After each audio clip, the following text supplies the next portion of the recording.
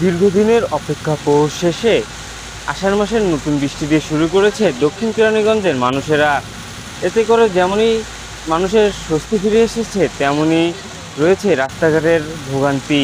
সে সকল তথ্য নিয়ে থাকছে বিস্তারিত। আষাঢ় মাসের ধারাবাহিক বৃষ্টিপাতে রাজধানীর পার্শ্ববর্তী কেরানীগঞ্জে স্বস্তি ফিরেছে জনজীবনে। টানা গরম ও ভ্যাপসা আবহাওয়ার পর বর্ষার বৃষ্টি সাধারণ মানুষের মাঝে এনে দিয়েছে প্রশান্তি। প্রকৃতিতে দেখা গেছে প্রাণচঞ্চলের ছাপ, গাছপালা ও প্রাণীকুলে ফিরে এসেছে সতেজতা। তবে বর্ষার এই স্বস্তির পাশাপাশি দক্ষিণ কেরানীগঞ্জের বিভিন্ন এলাকায় দেখা দিয়েছে জলাবদ্ধতা। বৃষ্টির পানি নিষ্কাশনের পর্যাপ্ত ব্যবস্থা না থাকায় অনেক সড়কে পানি জমে সৃষ্টি হয়েছে জনদুর্ভোগ। বিশেষ করে নিম্ন অঞ্চল ও গুরুত্বপূর্ণ সড়কগুলোতে পানি জমে যানবাহন চলাচল ব্যাহত হচ্ছে।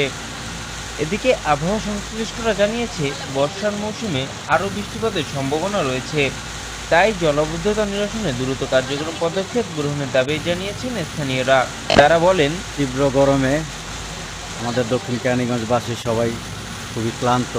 তবে তীব্র গরমের পরে প্রাকৃতিক আবহাওয়ার আল্লাহর নিয়ামতে একটা বৃষ্টি হয়েছে। তবে বৃষ্টিতে আমরা খুবই স্বাচ্ছন্দ্য বোধ করতেছি। এর ভিতরে একটা কথা আছে, আমাদের দক্ষিণ কেরানীগঞ্জে, ঠিক আছে, ওষুধ ফ্যাক্টরির মোচরে যে রাস্তাটা আছে, দীর্ঘদিন যাবৎ এটা অনেক ভাঙাচোরা, ঠিক আছে। আসতে যাইতে মানুষের নানান ধরনের দুর্ভোগ, বিশেষ গর্ভবতী মহিলাদের খুব কষ্ট হয়। আমাদের গাড়িরও খুব সমস্যা হয়, গাড়ির চাকা ভেঙে যায়, ডিফেন্সাল বক্স ভেঙে যায়। আমরা এর পরিত্রাণ চাই, ঠিক আছে।